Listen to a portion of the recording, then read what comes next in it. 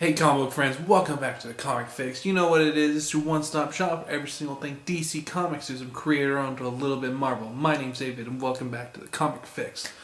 Now it was a huge week for me, but I'm not going to tease you guys with a little book that everybody wants reviewed.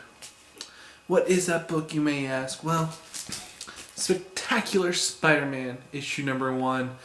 There's been a lot of talk about this book. What have they been talking about? Well, they've been saying that Dan Slott is killing everything that they've known and loved throughout their childhood, and that is Peter Parker. Now, what has he done with Peter Parker? Well, let me tell you.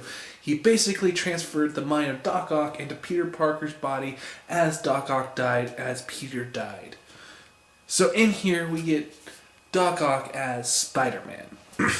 Only in comics could that happen. And so going from that premise, a lot of people are just like, I don't even want to give this a try. So some people like me who say that Dan Slott is trying something new. And with a character that's been around for 50 plus years, there's some stories that have been told and told again. Well, Dan Slott has this idea and he's putting it all down. And it's great.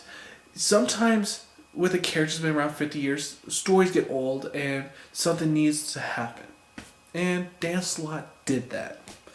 Now, was his execution perfect in issue number 1? Kind of. I did see that he introduced the Secret Six into Spectacular Spider-Man and the brand new Secret Six. And with them, I felt that their dialogue was a little corny. But after those scenes with the Secret Six, we got a little bit more insight into who Doc Ock is as Spider-Man. And that when the book got really, really good. You get to see him interacting with Mary Jane and basically telling Mary Jane, hey, I know what you're doing. If we're not getting together, I don't really want to hang out with you. Those are some great sequences. You definitely get into the mind of who Doc Ock is. And seeing the way that he's kind of building up Peter Parker is kind of really cool. There's even scenes in there where you're at Horizon Labs and you see Peter Parker or Doc Ock working on some stuff for Spider-Man. And the boss comes in and basically tells him, hey, we are not a war factory for Spider-Man. And just seeing the way that the interactions that Doc Ock has with all the other characters is amazing. And to see him kind of have a dilemma of that no one's going to remember all the stuff that he's doing as Doc Ock, but as Peter Parker. And seeing how he's dealing with that. And then seeing how he's dealing with every single day life as Spider-Man. It is freaking amazing. It's some fresh ideas. And that's what I wanted out of my comic. That's what I came in expecting. And with all those people saying that Dan Slott killed their childhood memories of Spider-Man, or who are saying all these death threats, I just want to tell you guys, shut the hell up and just read and enjoy the comic for what it is. Yes, we straight up know that Peter Parker will be back. It may not be tomorrow. It may be from a year or until Spectacular or Amazing Spider-Man movie number 2 comes out, which I think this one will be. But everything will be set right. And people who are all up in arms, shut up and just enjoy your comics. Now, one thing I do know as comic book people, we do like to get a little up in arms, and that's all great and good. But for those people that really told Dan Slott that they're going to go and kill him or whatnot, I'm really sad to see that our comic community would do that. Those people are not even part of our comic community. I mean, yes, I love these characters, and it's great to see them do something special, but for those people who are taking it way too seriously, I don't want you in my comic community. Because it's just bad PR, and it's making us as comic book people look just like idiots. So to those people that gave out all those death threats, I say stop it. And just enjoy your comic, because Dan Slott, he's doing some really cool stuff in here. The artwork in here is really cool. The writing in here at times can be a little corny, but that's a little bit what Dan Slott does. But just the webs he's weaving in Spectacular Spider-Man Really awesome. I cannot wait for issue number 2. I do know that this book will be one of those books that can come out twice a month. And I think this is going to be another one of those books, Marvel books, I'm going to be putting on my pull list. Because it's given me something that I didn't know I wanted, which I now want. And this is going to be one hell of a ride. I cannot wait to just enjoy all of it. So I'm going to give, in the end, Superior Spider-Man, issue number 1, a 4 out of 5. It would have got a 5 out of 5, but the beginning parts with the Sinister Six were quite dull. But I really did love the way that I just want to call him Doc Ock, not even Spider-Man, how he dealt with the new Secret Six. Or is it Secret Six? Or no, it's Sinister Six. I think it's Sinister Six. Because I'm kind of getting my DC and Marvel comics a little bit confused. So it's Sinister Six. So, in the end, a 4 out of 5. And everybody in the comic community has been really raving about this book. And it deserves it. I mean, I just love the freshness that comes out of it. And that's one thing I really want. Sometimes with the characters been around 50 years, we don't get freshness. But out of this book, we definitely did. Now a book that doesn't feel so fresh is Fantastic Four, issue number 3. With issue number 1 and 2, it was kind of them getting together, getting the FF book, started. And now they're finally going into outer space. Or not outer space, but into a wormhole to go into the future. And that's what really the basis of the story is. And that's like a basis of any Fantastic Four story, where it's a grand adventure and we don't know where it's going to take us. But where Matt Fraction takes us, it feels like some place we've been before. So the Fantastic Four, they finally get out of the wormhole and they get to their first planet. They're going to go and investigate. And of course you know that everything's going to go wrong. Well, the way that I did not really care for was in the writing of the children. The children were more annoying than anything. Yes, they are young kids, and young kids will be annoying, but just the way that they were portrayed in this book kind of a little bit got on my nerves. There were some things that you expected, where the children would be tugging at Mr. Fantastic, and his face would be stretching out each and every way.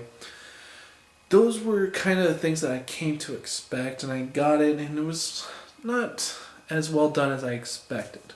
Then there were points into it where the Fantastic Four are going down to the planet, and you had the kids yelling, "Are we there yet? Are we there yet? Are we there yet?" And that was the same thing that they did in the last issue when they were going through that portal or wormhole. So, just like the way that the children are portrayed was not something to my liking.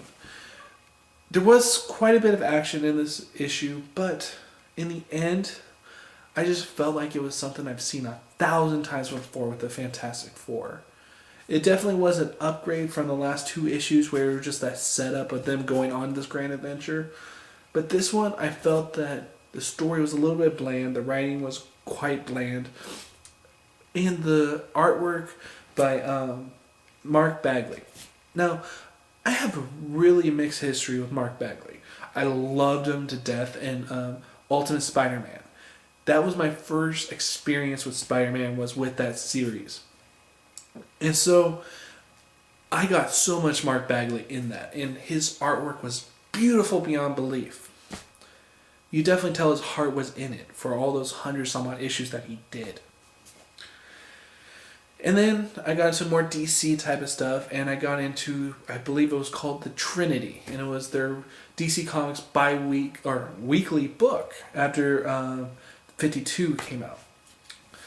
And with The Trinity, it was such a miss for me. I mean, his artwork was okay, but nothing to what I come to expect with the Ultimate Spider-Man. And then with here, I don't know, maybe it's because of the colors that they have in there, but I don't think that this is the best Mark Bagley that we have ever gotten. And I feel that he's just coasting through this series.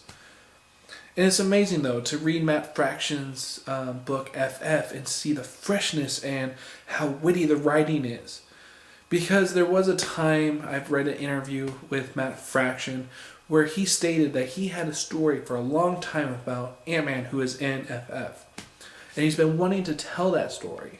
Well, what happened is that Marvel didn't want to do that story, and so they held it off, and Matt Fraction kept that story with him, and he knew that there would be some time for him to tell that story. Well, now with FF, he's able to tell that story. And you just see that Matt Fraction has a freshness to it. But I didn't feel like in this issue, he had that freshness. I feel like he was just going through the tropes of a Fantastic Four adventure.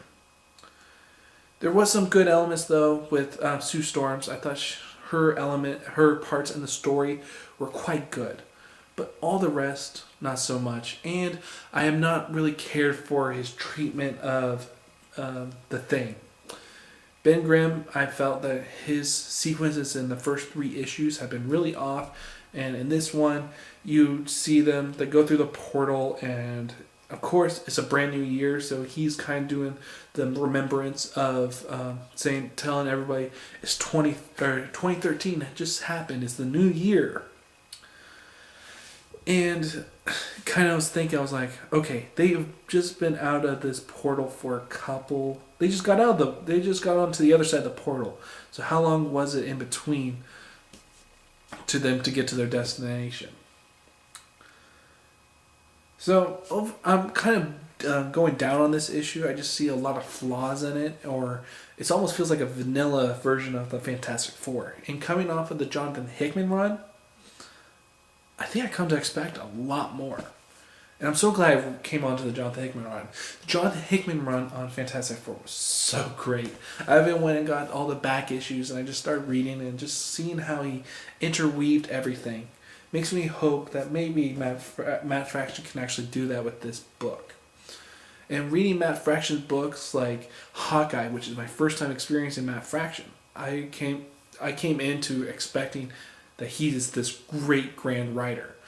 But then watching some other videos of other reviewers talking about Matt Fraction, how they have a mixed love or a mixed relationship with him, you could definitely see that. So, in the end, this Fantastic Four issue number 3 was definitely an issue where I didn't love it. It was better than the first 2 issues, but still there's just some elements in there that I just can't get around, and it just feels like a vanilla Fantastic Four issue. So in the end, I'm going to give Fantastic Four issue number 3 a 1.5 out of 5. I don't know if I'm going to be dropping this book. I think I am. And just wait until they get done with this whole adventure and they come back into the present and see where to go from there. Because I just feel that Matt Fraction is kind of just going through the paces until he can tell a story that he really wants to tell. Maybe there will be this bigger adventure going to happen. Maybe I just need to stick it out, but I don't know. It's a $2.99 book. $2.99 is in my price range. I'm willing to pay for that. And it's like with DC Comics, some of the comics that I don't really pick up weekly or monthly, I kind of wait for it to go in Comixology to be $1.99, and I feel like, okay, I can try it out. So, Fantastic Four, I want to love it, but I'm just not feeling it. But I am definitely feeling Matt Fraction's work on FF, which I think will come out next week. Now, the next book that I'm going to be reviewing, is a book that I have another mixed feelings for.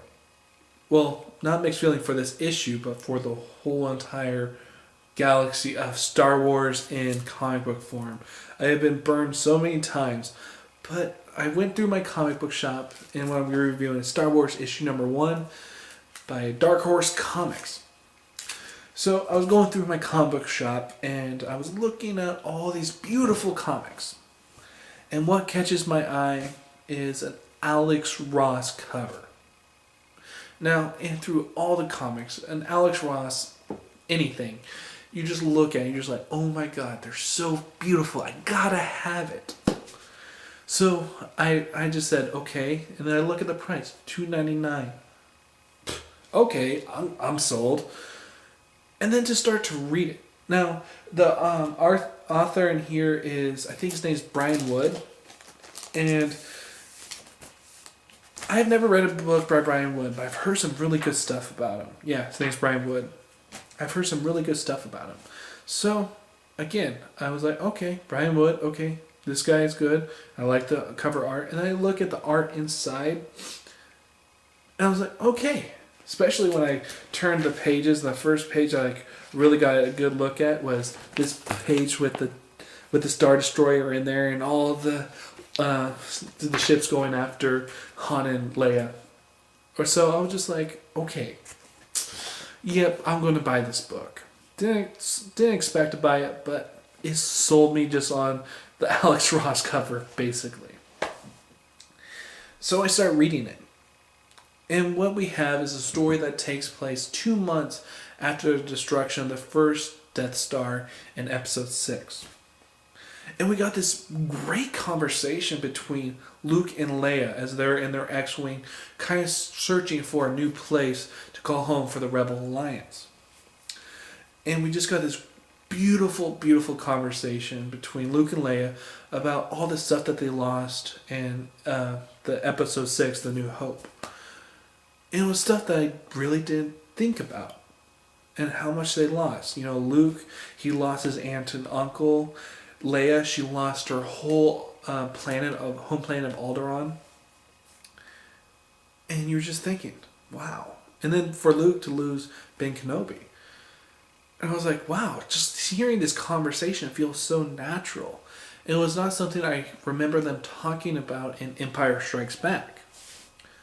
And you really get this sense of this connection between Luke and Leia, which, of course, we all know is that Luke and Leia are brother and sisters. I should put spoiler right there. So we got to this really interesting conversation between them. And what Brian Wood is doing with Princess Leia is superb. I mean, this is a different Princess Leia than I've ever seen before. There's a point in there where her X-Wing gets hit by a TIE fighter, and they're basically going down this planet. Her ship is going down. The TIE Wing's ship is going down. And you got this moment where Princess Leia gets out of her X-Wing, goes over to the enemy ship. The cockpit opens, and Leia basically just kills. Now, she can't murder because murder is something that doesn't happen in war. But she kills the guy that's in the opposite side. And just the way she does it, you're just like, oh my god, this is a Princess Leia I have never seen before. So the whole first 4 pages were just so intense and something I was not expecting whatsoever. Then you got a beautiful segment between Han and Chewbacca. And them talking about everything that's happened up to this point. And how Han Solo believes that nobody can touch him now that they're with the Rebel Alliance. Which we obviously know that's not true whatsoever. So it's just so interesting the playing that Brian Wood is doing between these characters that we all know and love so much. There is some interesting perspective between Darth Vader and the Emperor, which is so freaking cool. And this guy that I never heard of before, who, seeing the interest between him and Darth Vader makes me really freaking excited for what's going to come. Now, I don't know if this is going to be an ongoing, but I don't see a 1 of 5 or whatnot. So my thinking is maybe this will be like a 20 story arc, a 20 issue story arc or something. But it's so freaking beautiful. And it was something I was not expecting whatsoever. And to get this surprise it makes me glad to be a comic book fan. And to go each and every week to my comic book shop and look at all these beautiful comics. And just see one that just shines the brightest and something you were not expecting to go pick up. And to be surprised by it. I mean, I have not read a lot of Star Wars books because, as I said, they have really just, some of the story arcs just weren't there for me, and it felt like that it wasn't the Star Wars I wanted to know, so I really didn't go into the whole Star Wars books. And to know that Dark Horse is going to be losing the license to Star Wars and it's going to be going back to Marvel since the whole exchange between LucasArts and Disney happened. I think that this is going to be the last hurrah with Dark Horse with Star Wars books. And I'm going to be into this series to the end because this one issue showed me that Brian Wood has a vision for the series and where he wants to go with it. So I'm in. I'm giving Star Wars issue number 1, surprising for me, a 5 out of 5. I know that some people have said that the artwork was a little cartoony, but it worked. It especially worked for what I was reading. And the last one the one comic that I really loved out of Star Wars was Star Wars The Old Republic, or Knights of the Old Republic, which I absolutely love that series. So to have this one, it makes me so glad. I love this artwork. I want to go get a poster of this and put it up on my wall so everyone can see it. I mean, Alex Ross's artwork is so freaking beautiful. Everyone should have a piece of artwork from Alex Ross. Now, the last book that I'm going to be reviewing in this video is The End Times of Bram and Ben. So, I went to my comic book shop, or the day before I went to my comic book shop, I went to Comic Book Resources, and I kind of look at their previews that they have of their comics that are going to be coming out basically the next week, or the next day. And I saw a little 5-page preview for this book. And there was one thing that really made me a little angry. Was there's a point in there where, Ben explains to Bram that he is a special ed teacher. And he says to him is that Bram, or you're a real retard. I hate the word retard. I mean, it's just such a demeaning word. And to see the way that it was used in this one was just like, ugh, this seems like a really bad taste. So I kind of had a little bad taste in my mouth just from that little preview, just from that little section, which just made me so angry because I really hate that word retard. And especially for the guy to say, oh, I'm a special ed teacher, and you know what, you're being a real retard right now. No, I don't like that whatsoever. And so, I went to my comic book shop, I picked it up just to see, and I started to read a little bit more. I started to laugh, and I was just like, okay, after 10 pages of reading this book, I was like, you know what? You're kind of coming home with me. I kind of like that taste in my mouth. I kind of got more context into it, see where the book's going. And yes, that part still makes me a little bit angry. But after reading the whole entire thing, I just had a huge smile on my face. It felt like the first time that I read a Deadpool comic just a couple months ago with Deadpool issue number 1, the Marvel Now. And at the end of reading The End Times of Bram and Ben, I had a huge smile on my face. Now the storyline is so ridiculously fun. And it's taking place in where the rapture happened. And Bram and Ben are just sitting there in their loft or whatnot. And Bram gets sent to heaven. But then, 15 seconds later, he is back. All this destruction's happening. All these planes are falling from the sky. And if you guys ever read a Revelation type of thing, that's basically what's happening. Now, Bram got sent back. Why is that?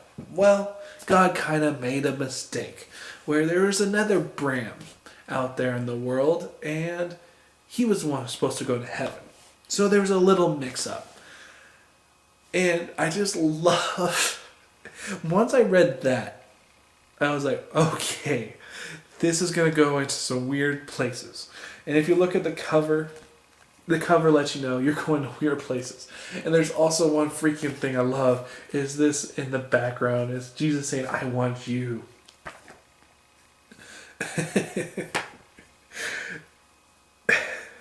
And it just makes you laugh just thinking about the jokes that happen in this book.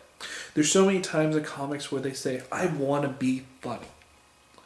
But in the end, they're not funny.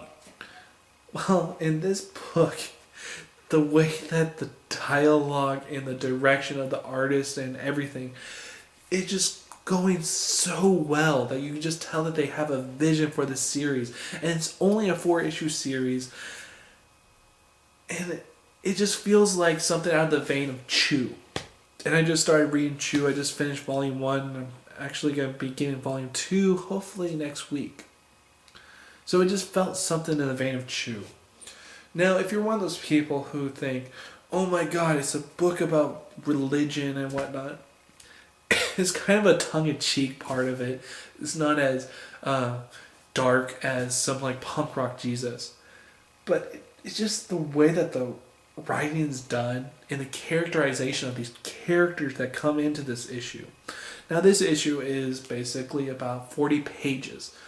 And it's one of those Nether Image titles, number ones, where they kind of they have a double issue, but for just the same price, like a $2.99. And you got these character moments in there with these characters coming in, and you get to know who they are right away. The writer really does know these characters, and it feels like a natural world that these characters have interacted with each other and know each other for a long, long time. So when you get introduced to these characters, it feels very natural. And that was something I was not expecting whatsoever.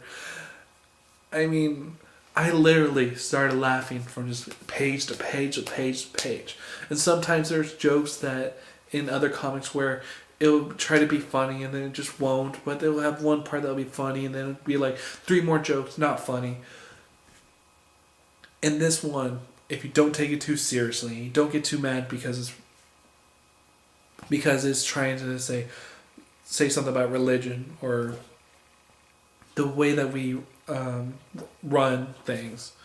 It's just very much a tongue-in-cheek type of book, and I love at the end of the issue we get kind of a little paragraph from the writer to explain how hard it was to get this book made and how no publisher wanted to touch them and how they're thanking Image Comics for letting them put this book out.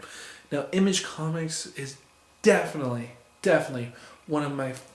is my favorite publisher out there today. They're doing some amazing stuff, and the end times of Bram and Ben are one of those reasons. I mean, just look at this cover.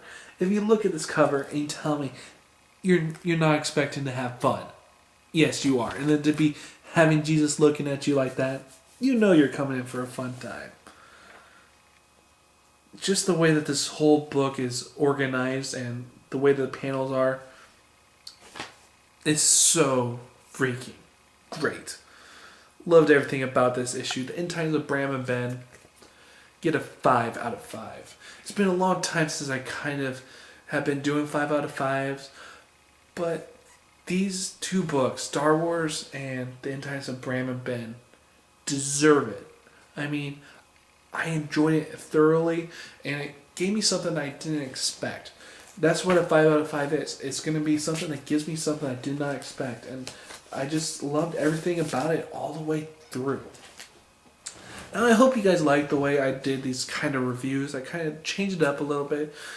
Less talking about what happened panel by panel by panel, but more about my feelings about the book and how that incorporates into the way I do my scores.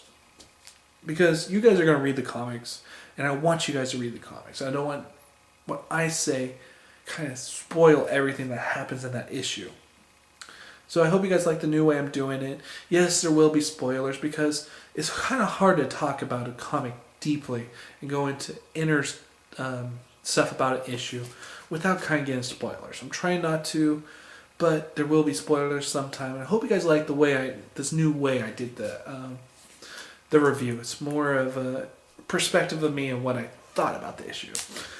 So it was a fun 4 issues right there. Now the next video is going to be on my DC Comics. Now, you know I love my DC Comics, and And I notice one thing about my DC Comics is I'm a little bit more, since I know the universe of DC Comics, I'm a little bit more nitpicky.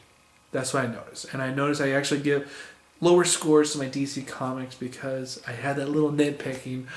So I cannot wait to start doing my video for my DC Comics. But now that I got my Marvel, my Image, and my Dark Horse comics out of the way, next up in my next video is going to be my DC Comics. So I hope you guys enjoyed this new little way I did my comic reviews.